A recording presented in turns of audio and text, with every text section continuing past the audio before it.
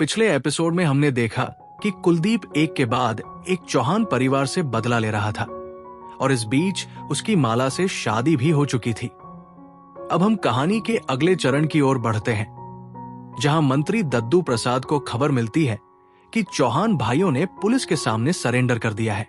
लेकिन मंत्री इस बात से खुश नहीं होते, क्योंकि उनका मकसद यह था कि जेल में भी चौहान भाइयों को परेशान किया जाए। जेल में चौहान भाइयों का संघर्ष। चौहान भाइयों को जेल में डाला जाता है। बड़े चौहान को बहुत प्यास लगती है और वह एक हवालदार से पानी लाने को कहते हैं। हवालदार एक गंदी बाल्टी में पानी लाकर देता है और बड़े चौहान बिना किसी शिकायत के वही पानी पी लेते हैं, क्योंकि उनकी प्यास बहुत ज्यादा थी। इस वक्त बड़े चौहान को यह एहसास होता है कि उन्होंने जो गलतियां की उसी के कारण उन्हें ये दिन देखना पड़ रहा है।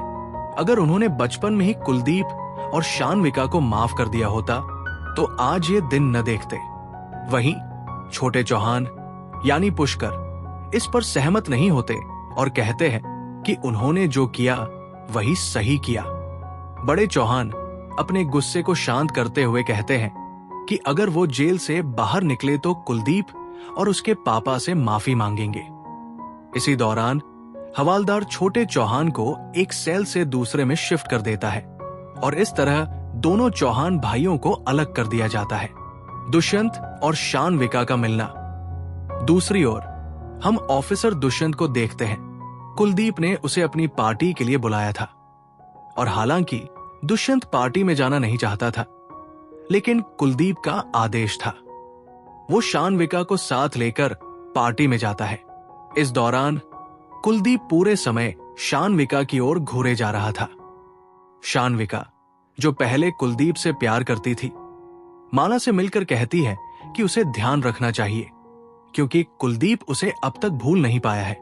माला, जो कि कुलदीप की पत्नी है, उसे जवाब देती है कि अगर शानविका उसे भूल जाएगी तो कुलदीप भी उसे भूल जाएगा। बड़े चौहान की मौत।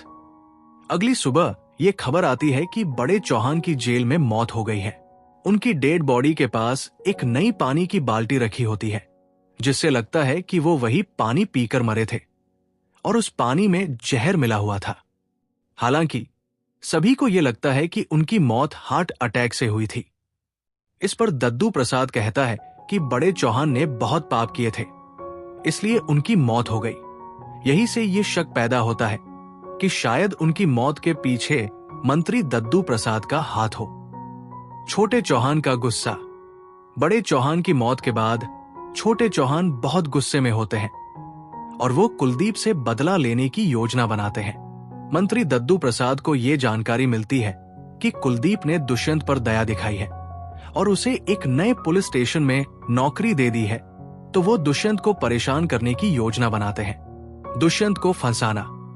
दुष्यंत एक दिन अपने नए पुलिस स्टेशन में बैठा होता है जब रंजीत नाम का एक आदमी उसके पास चोरी के केस के लिए आता है।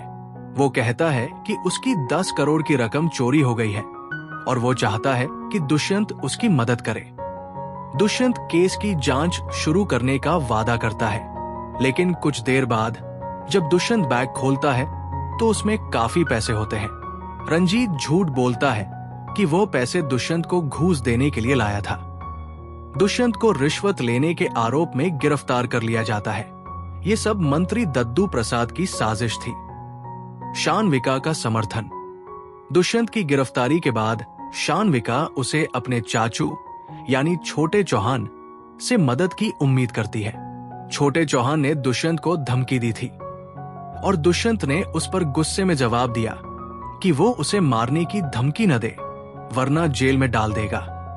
छोटे चौहान का पकड़ा जाना। छोटे चौहान, जो हमेशा अपने चाचू के साथ था, अब बड़े चौहान के मरने के बाद कुलदीप से बदला लेना चाहता था। उसकी सजा के बाद वो जल्दी से गुस्से में था और उसने एक वीडियो बनवाया जहां रंजीत ने यह स्वीकार किया कि उसने दुष्यंत को झूठे आरोप में फंसाया था।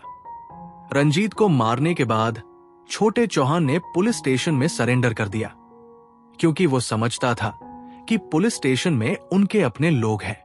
लेकिन पुलिस ने उसे धोखा दे दिया और चौबे नाम के पुलिस अफसर ने उसके पैरों में गोली मार दी। कुलदीप का जीत और संघर्ष। कुलदीप, जो पहले छोटे चौहान के खिलाफ था, अब खुश था कि उसकी सजा हो गई।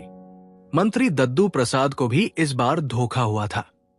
अब कुलदीप के लिए अगला कदम शानविका के खिलाफ हो सकता था, लेकिन कहानी में कई और ट्विस्ट और मोड़ आने वाले थे।